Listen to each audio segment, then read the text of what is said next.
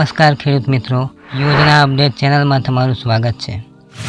મિત્રો, ખેતીના ખર્ચમાં ઘટાડો થાય અને પાકની કાપણી તેમજ અનાજ અલગ કરવાની પ્રક્રિયા સરળ બને તે માટે સરકાર દ્વારા ખેડૂતોને આર્થિક સહાય આપવામાં આવે છે।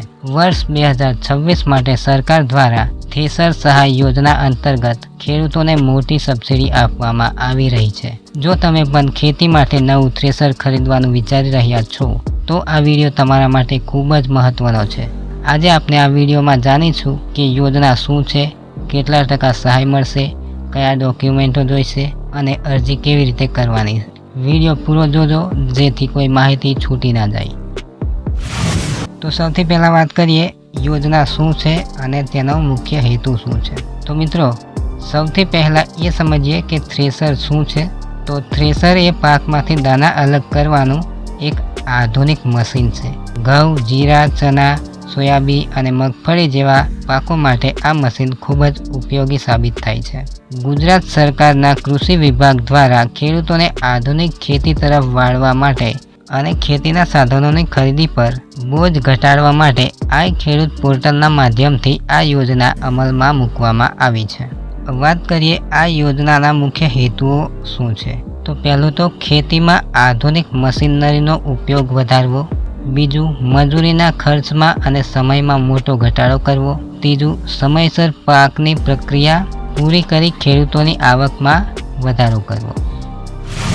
હવે વાત કરીએ આ યોજનાનો લાભ કોણ લઈ શકે તેની। તો સૌથી પહેલું અરજદાર મૂળ ગુજરાત રાજ્યનો હોવા જોઈએ, બીજું ખેડૂતની ઉંમર 18 વર્ષથી વધુ હોવી જોઈએ, ત્રીજું ખેતીની જમીન પોતાના નામે એટલે કે 7, 12 અને 8ના ઉતારામાં નામ હોવું જોઈએ, ચોથું અગાઉ સમાન સાધન પર સરકારી સહાય લીધેલી ના હોવી જોઈએ। તો ખેડૂત મિત્રો, હવે જાણીએ સૌથી મહત્વની વાત કે સરકાર આમાં કેટલી સબસિડી આપે છે। આ યોજનામાં 40%થી લઈને 50% સુધીની મોટી સબસિડી આપવામાં આવે છે, જેની વિગત આ પ્રમાણે છે।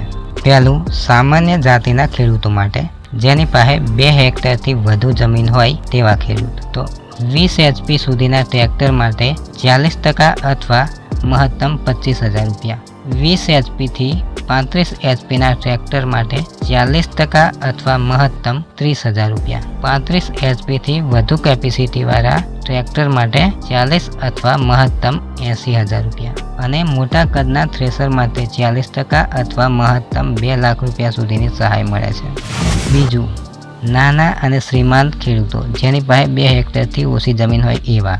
તો 20 HP સુધીના ટ્રેક્ટર માટે 50% અથવા મહત્તમ 30,000 રૂપિયા, 20 HP થી 35 HPના ટ્રેક્ટર માટે 50% અથવા મહત્તમ 40,000 રૂપિયા, 35 HP થી વધુ કેપેસિટીવાળા ટ્રેક્ટર માટે 50% અથવા મહત્તમ 1 લાખ રૂપિયા અને મોટી કેપેસિટીવાળા થ્રેસર માટે 50% અથવા મહત્તમ 2.5 લાખ રૂપિયા સુધીની સબસિડી આપવામાં આવે છે।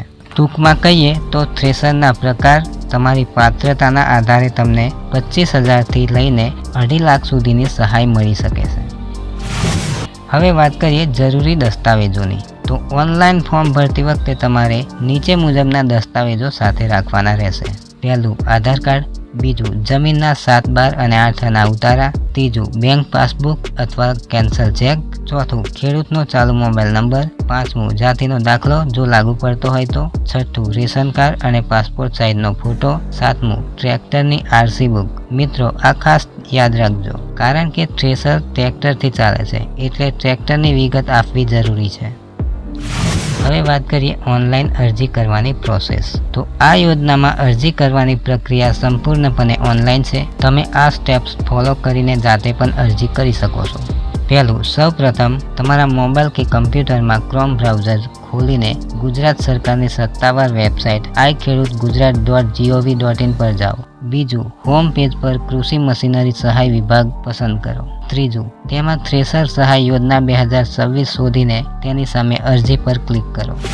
ચોથું, જો તમે પ્રથમ વખત અરજી કરો છો તો ન્યૂ એપ્લિકેશન પર ક્લિક કરો, તમારો આધાર નંબર અને મોબાઈલ નંબર નાખીને OTP વેરિફિકેશન કરો. ત્યારબાદ ફોર્મમાં ખેડૂતનું નામ, સરનામું, તાલુકો, જિલ્લો, જમીનની વિગતો અને બેંક ખાતાની માહિતી બરાબર ભરો. ત્યારબાદ જરૂરી ડોક્યુમેન્ટ સ્કેન કરીને અપલોડ કરો અને બધી માહિતી ચકાસીને ફોર્મ સબમિટ કરો. ફોર્મ સબમિટ થયા પછી જે અરજી નંબર મળે તેની પ્રિન્ટ કાઢીને સાચવી રાખો.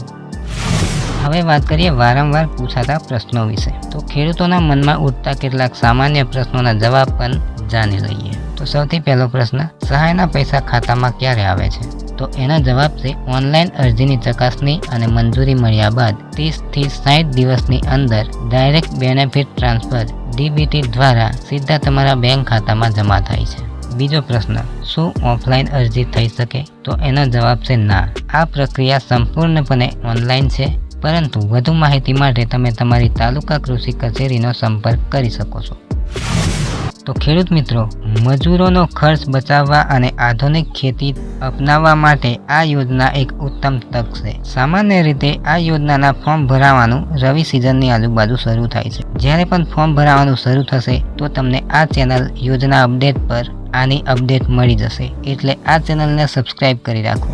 જો તમને આ માહિતી ઉપયોગી લાગી હોય તો વિડીયોને લાઈક કરજો, બીજા ખેડૂત મિત્રો સાથે શેર કરજો અને આવી જ સરકારી યોજનાઓની માહિતી માટે અમારી ચેનલ યોજના અપડેટને સબસ્ક્રાઈબ કરવાનું ભૂલતા નહીં. ધન્યવાદ. જય કિસાન.